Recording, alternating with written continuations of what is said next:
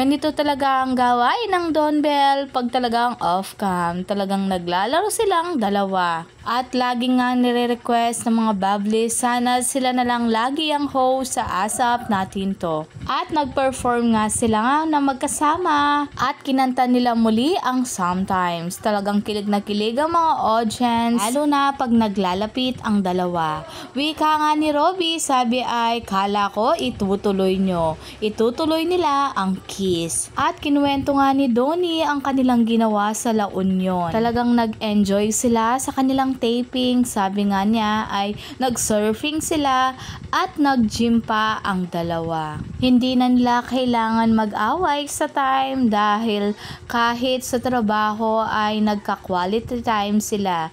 Lalo na pag may break ang dalawa. Alam mo naman ang dalawa ay laging magkasundo. Talagang maraming adventure na gagawin.